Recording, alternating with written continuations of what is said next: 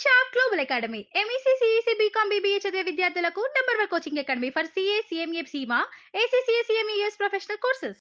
అమ్మ ఇప్పుడు జూన్ 2024లో సింహరాశి వారికి ఎలా ఉండబోతుంది?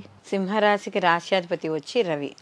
సింహరాశిలోకి మఖ 4 పదాలు అంటే 1 2 3 4 పాదాలు, అలాగే మనకి పూర్వ ఫల్గుని అంటే పుబ్బ 1 2 3 4 పాదాలు, ఉత్తర 1వ పాదము మనకి సింహరాశిలోకి వస్తాయి. సింహరాశి వాళ్ళకి జూన్ 2024 సంవత్సరానికి సంబంధించి మాస ఫలితాల్లో చూసుకుంటే వీళ్ళకి ఆదాయానికి ఇబ్బంది ఏమీ లేదు, ఆదాయం అనుకూలంగానే ఉంటుంది వీళ్ళకి. అందులో వీళ్ళకి గ్రహస్థితి కూడా కానీ చూసుకుంటే సింహరాశి వాళ్ళకి మనకి దశమ స్థానంలో వీళ్ళకి గ్రహాల యొక్క ఎక్కువగా ఉండడం, దానివల్ల రాజకీయ పరంగా వీళ్ళకి అనుకూలంగా ఉండడం అనేది జరుగుతుంది. అంటే రాజకీయ పరంగా ఎవరైతే రాజకీయాల్లో ఉన్నారో వాళ్ళందరికీ కూడా అనుకూలమైన ఫలితాలు పొందుతారు.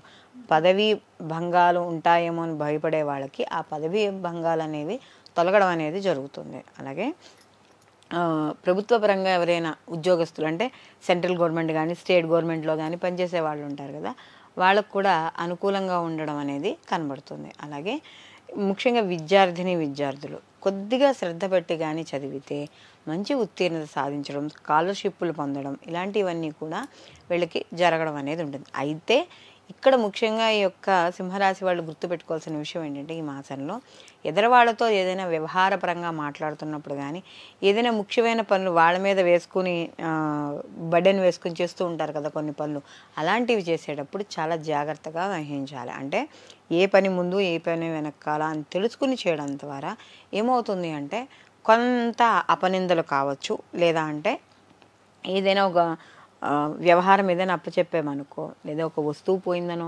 లేకపోతే ఒక అనుకోడని మాట ఏదో అన్నారనో ఇలాంటి నిందలు పడే అవకాశం ఉంటుంది. కాబట్టి అలాంటి విషయాల్లో మాత్రం ఈ యొక్క సింహరాశి వాళ్ళు తప్పనిసరిగా జాగ్రత్త అనేది వహించుకోవాలి.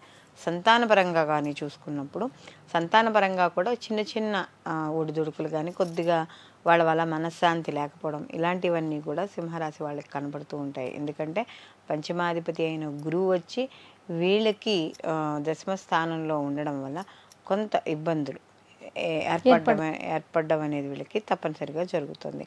అలాగే ఇంకా ముఖ్యంగా అంటే ఏదైనా ఎక్కువగా అంటే వ్యాసాలు రాసేవాళ్ళు ఇలాంటి వాళ్ళు ఉంటారు కదా, రచన విభాగంలో ఉండే వాళ్ళకి మాత్రం కొంతవరకు అనుకూలంగా ఉండడం అనేది జరుగుతుంది. అలాగే ఏదైనా పొదుపు మార్గాలు చేయడానికి సింహరాశి వాళ్ళు ఈ మాసంలో కానీ ప్రయత్నిస్తే వీళ్ళకి అనుకూలంగా ఉండడం. అందులో ద్వితీయ స్థానంలో కేతు యొక్క సంచారం అనేది నడుస్తుంది, అష్టమంలో రాహు యొక్క సంచారం. కాబట్టి ఆరోగ్య విషయాల్లో ఎప్పటికప్పుడు జాగ్రత్తగా ఉంటూ ఉండడం, ఆహార నియమాలు పాటిస్తూ ఉండడం, సమయానికి నిద్రపోతూ ఉండడం ఇలాంటివి చూసుకోవాలి.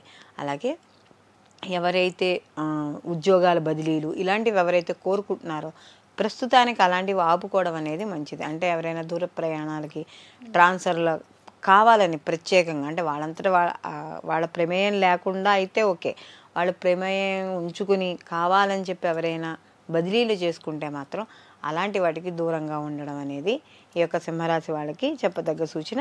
అలాగే ముఖ్యంగా ఇంకొకటి ఏంటంటే వీళ్ళకి ఆదాయ మార్గాలు పెరుగుతాయి కాబట్టి పొదుపు మార్గాలు పెంచుకోవడానికి ప్రయత్నించడం. అలాగే పెట్టుబడులు ఎక్కడైనా పెట్టుబడులు పెట్టాలంటే మాత్రం కాస్త కొద్దిగా ఆచితూచి పెట్టడం అనేది మంచిది. అలాగే వీళ్ళకి ప్రతిదానికిను ఓవర్గా ఆలోచించడం అనేది ఉంటుంది కొన్నిసార్లు. అంటే ఏదైనా ఊహాజనికంగా ఊహించేసుకోవడం ప్రతిదీ.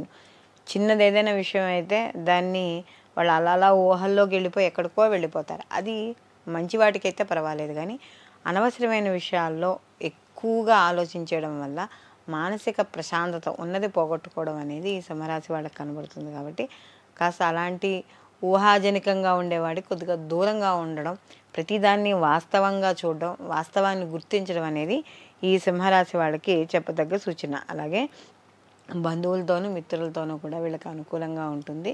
కొంత చిన్న చిన్న ఎప్పుడైనా మనస్పర్ధలు వచ్చినా కూడా అవి పెద్దగా ఉండవు.